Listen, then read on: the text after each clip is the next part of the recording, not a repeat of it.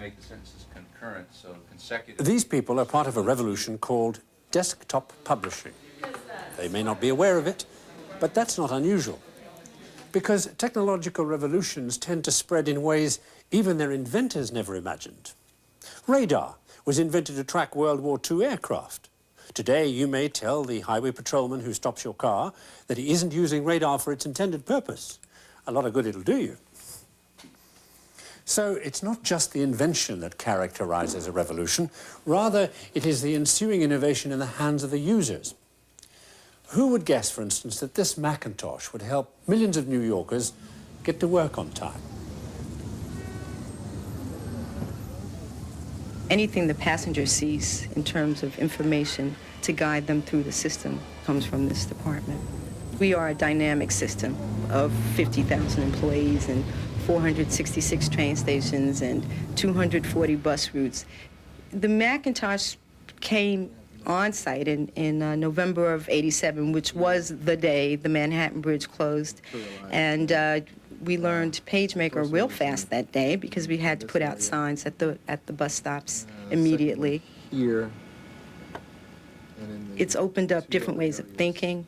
You begin to understand how quickly you can move from an abstract idea to a finite piece of graphic material. And most of us in this department are not young, and I'm very happy that all of us feel comfortable with it because we all come from a pretty traditional art background, you know.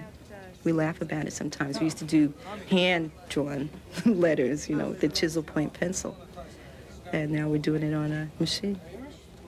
We have a sense of pride in this department because we are getting the job done. You know, the Mac has helped us to achieve that. What makes desktop publishing a revolution? The answer's not in either of these books. It's in the path from here to here. In the 15th century, this German dictionary was written entirely by hand. But then, a few years later, in another part of Germany, a fellow called Gutenberg had an idea.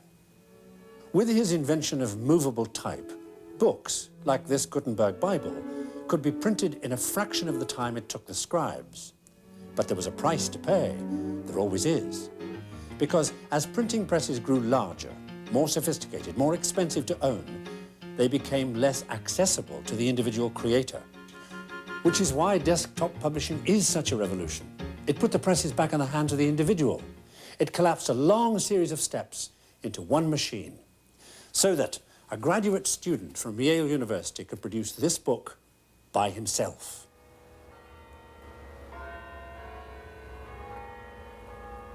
Desktop publishing came to Yale 4 years ago.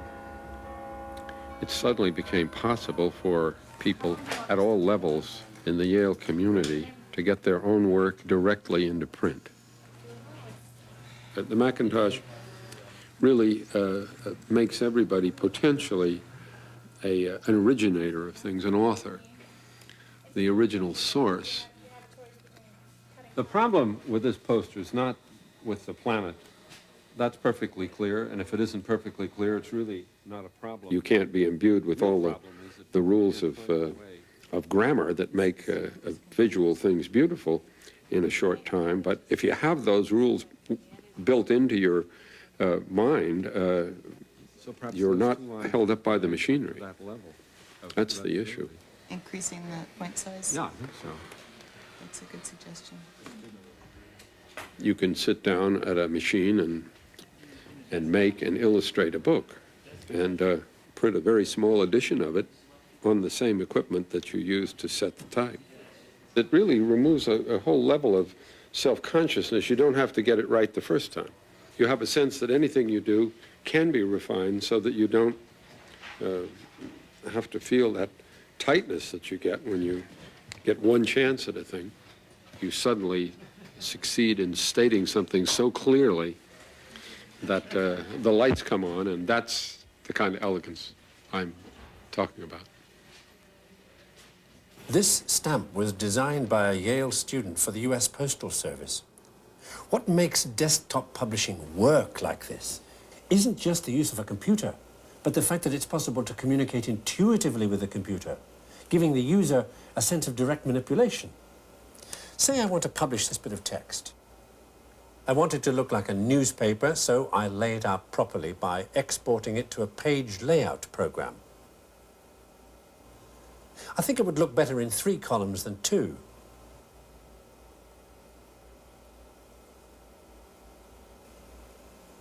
Oh, and I'd like to include a photograph. Better leave room for it. Here. No, that doesn't look right. How about here? Yeah, that's it.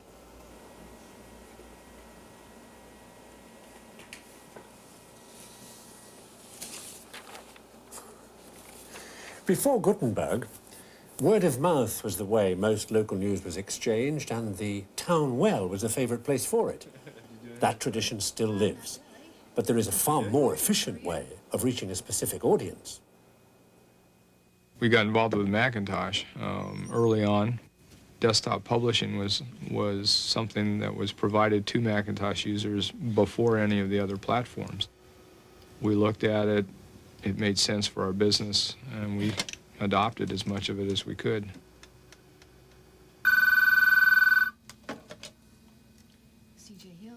We use desktop publishing very often in helping our clients understand their businesses, understand the issues, understand the problems, or even often to understand the recommendations we're making. Is move him from a before to a during the process and do the same thing on this side. The thing that's changed is you used to do everything in a narrative format. Now, instead, you can show them the pictures and discuss it openly with them so that within a short period of time, everybody's coming from the same point. I think it'll be fine. It's Without just a straight- desktop publishing tools, the proposal would have been lackluster. After the proposal. We're professionals, and we feel uncomfortable presenting anything to anybody that is less than professional. Now, we've seen that computers have made text simple to handle. What they've discovered at some newspapers is that graphics can be created and modified just as simply as text. What we have tomorrow are 2 possibilities for page 1. We have this one story that we've been talking about for some time now on automobile insurance and how the rate... We've been using the Macintosh to produce graphics here since they were first introduced back, I think, in 1984. The artists have turned more and more to the Macintosh and farther away from their other tools. They've learned to illustrate on it, which I didn't think we would ever be able to do. I didn't think we'd ever be able to get the kind of line quality and composition on a computer screen that you could with a piece of mat board and pen and ink. Before the advent of the Macintosh, I would have been very nervous at 11 o'clock in the morning about what we were actually going to get in terms of information and then how we were going to turn that information around and present it in a visual way. What the Macintosh has enabled us to do is for me to not get nervous now until 3 or 4 o'clock in the afternoon, because I know that the means of producing it, of taking the information and then producing it in a visual way, has been shortened incredibly. Our organization has put Macintoshes at pretty much all our newspapers. We can share all our graphics. It's basically giving every Gannett paper one of the largest art departments in the world. Macintosh allows you easy access to anything you've ever done before, or anything that anybody else has done before. Again, you build a library that's incomparable. You'll see the day when USA Today, for example, will be done completely on the computer. Some artwork may be done in a traditional method, but scanned in, it will all be assembled, and we'll be able to send that finished product via the satellite to all the print sites without ever having to create a page, hard copy page here. Gutenberg took written communication out of the hand of the individual and gave us a world of standardized information. He led us on a path beyond the villages of our ancestors, and we have been exploring that great beyond ever since. Those who used Gutenberg's invention to bring innovation, businessmen and scholars, statesmen and scientists, have created the world in which we live today. And in doing so, they have reunited us with our own past, with a world where we as individuals can once again express our creativity or our views. as publishers.